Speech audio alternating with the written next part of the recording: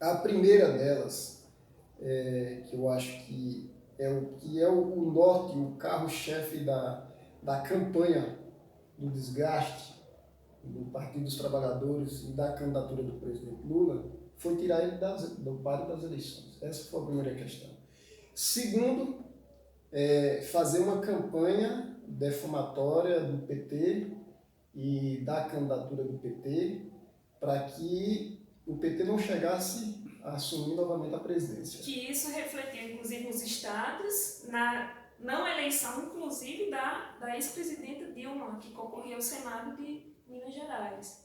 Então foi um reflexo também desse desgaste. Então, o que isso fica bem claro é que eles montaram um esquema para que Bolsonaro viesse a vencer a eleição, e aí a base de mentiras, a base de fake news, enfim, tudo isso que está sendo colocado aí. O que nós precisamos esperar, e aí precisamos contar com mídias independentes para fazer a comunicação direta com as pessoas, é esperar que o Supremo, eu ainda acredito muito, apesar de ter muita restrições a alguns posicionamentos do Supremo, mas é que o Supremo consiga dar uma resposta para a sociedade neste caso, porque a imprensa ela tem a liberdade de apurar os fatos, publicar as suas informações, e isso foi feito. E a partir disso, eles não podem dizer, e aí eles podem até dizer, não podem justificar de que as informações foram fraudadas, que não têm validade, que são criminosas. Eles utilizaram todo o tempo do processo, em especial os relacionados ao presidente Lula, eles fizeram isso todo o tempo. Eles vazaram seletivamente, eles vazavam para a imprensa, eles fizeram escuta telefônica de advogados ilegalmente. Então, eles não podem se utilizar de um argumento que eles utilizaram durante todo o processo. Então, nós precisamos dizer isso, precisa ser dito às pessoas com toda clareza de que o que tem que ser defendido é o certo, o correto. E eu acho que o Supremo tem que se manifestar. Se o Supremo tomar para si a responsabilidade e apurar os fatos que foram delatados, que foram publicados nesses últimos dias, nós teremos com certeza uma viravolta muito grande na política como um todo, e o reflexo disso será muito grande, porque você tem interesses de um governo que quer passar uma reforma, e você tem, por outro lado, hoje, pelo menos 5 partidos dizendo que vão obstruir a pauta e que não votam nada enquanto não tiver uma posição que só quem pode dar é o Supremo. Inclusive, Sidney, está sendo lançado para a opinião pública que esse vazamento foi feito através de hackers. Então, hackers entraram nos sistemas em que aconteciam essas conversas, no Telegram, e passaram para a imprensa, no caso da Intercept, para que a imprensa pudesse publicar e chegasse ao nosso conhecimento. Então, isso pode ser uma tentativa de desacreditar tudo o que aconteceu e até de tentar anular a possibilidade de essas conversas serem verdadeiras ou não. Segundo o editor do The Intercept, ele alega que as provas não foram conseguidas através de hackers.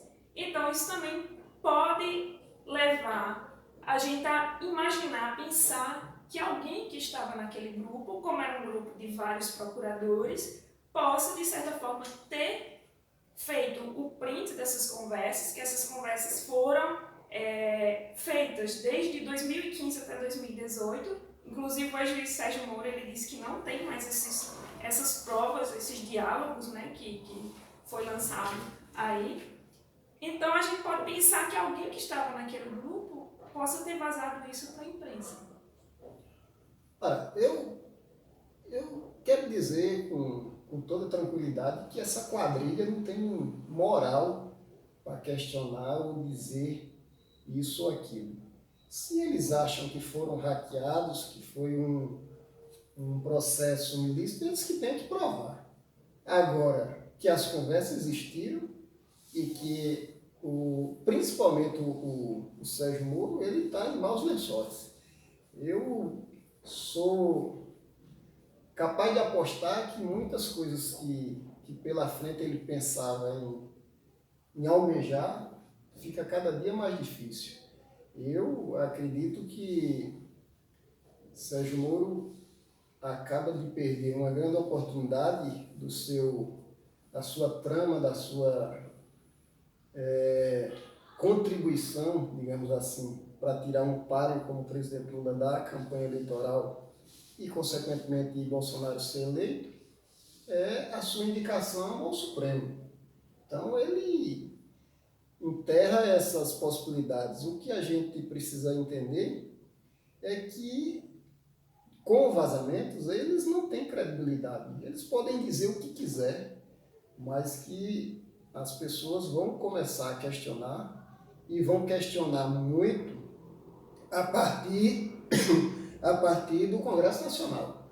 O Congresso Nacional não vai se submeter a isso. E aí, conhecendo o Congresso Nacional, eles vão, e como eu falei anteriormente, os partidos que vão obstruir a pauta, eles serão a força maior dentro do Congresso. Porque quando um grupo de partidos resolvem obstruir a pauta da casa, trancar a pauta, isso automaticamente será a pauta do dia. E a pauta do dia será os vazamentos, o envolvimento do Ministério Público com o juiz Sérgio Moro,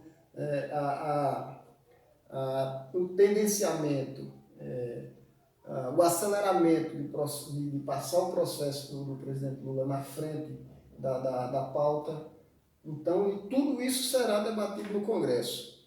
E nenhuma estrutura de poder autônoma e independente, ela aguenta o que virá pela frente. Porque se você tem um Congresso que tranca a pauta, você tem um governo que não avança, e as pautas são negativas, e você ter todas as instituições e aí se pegar resumidamente os três poderes pressionando ao Supremo, não vejo outra alternativa para Sérgio Moro se não for ele se afastar do cargo ou ser exonerado pelo presidente.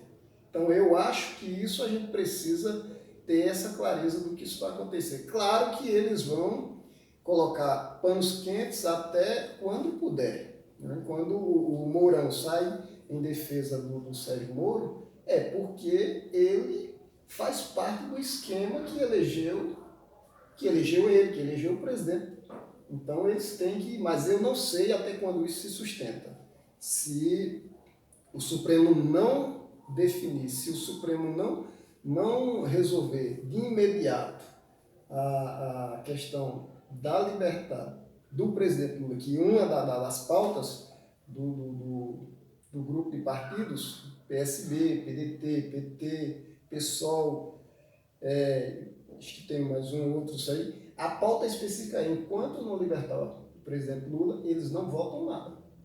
Então, a gente precisa esperar essa rodada de desgaste, uma rodada de desgaste, e nós precisamos esperar o posicionamento das instituições e dizer mais uma vez que esse pessoal, e aí, não tem credibilidade para questionar as informações. E aí a gente precisa entender que se começar a entrar nessa onda de questionar os vazamentos da imprensa, se começar a questionar isso, eles começam a colocar em jogo uma questão que é muito séria, que é a liberdade de expressão. Então, se você começa a questionar as fontes da imprensa, você está questionando o direito da liberdade de expressão. Então, nós precisamos ver o desdobramento disso. Eu acredito que semana que vem isso vai estar queimando igual fogo no mundo. Inclusive, em editorial do The Intercept Brasil, que foi a primeira parte do total de 4 matérias, eles deixam bem claro: este é apenas o começo do que pretendemos tornar uma investigação jornalística contínua das ações de Moro, do procurador Deltan Dallagnol e da Força Tarefa da Lava Jato. Ou seja, mais desdobramentos podem vir a partir disso. É isso que eu acabei de falar. Quando ele fala em investigação jornalística, é um direito da imprensa.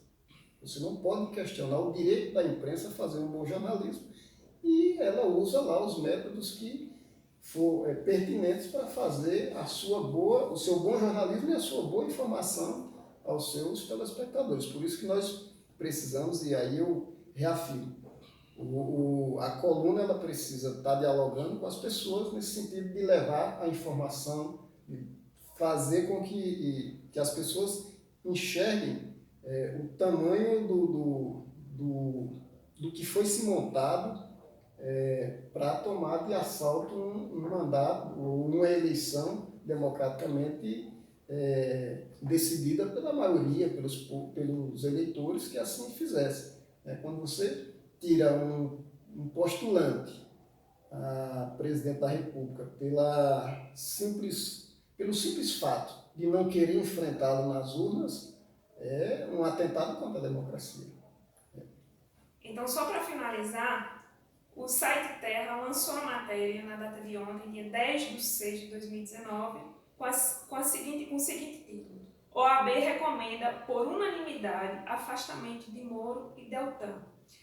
E o site El País, no dia de hoje, lançou uma matéria com o seguinte título: Conversas entre Moro e Dallagnol poderiam anular processos, incluindo o da prisão de Lula, segundo os juristas. Então, nós vamos aguardar os desdobramentos desse escândalo, né, que abalou não só o Brasil, mas abala também as instituições democráticas e coloca, inclusive, em xeque a credibilidade dessas instituições. E nós não podemos deixar de dizer que quem tem perdido espaço, direitos, são a classe trabalhadora. Né? As deformas do Temer, do Bolsonaro, os decretos, cortes, que não há contingenciamento, mas há cortes nas áreas de pesquisa, de educação, de agricultura. Então a gente precisa estar colocando isso na pauta do dia e precisa estar debatendo. Então só são as áreas que são atingidas são a classe trabalhadora. Então, deixa aqui o nosso recado. Então a gente agradece aqui sua presença, a sua disponibilidade em debater esse tema de tamanha relevância no momento para o nosso país, e agradeço a você também que está nos assistindo e continue nos assistindo semanalmente. Um abraço a todos e até a próxima.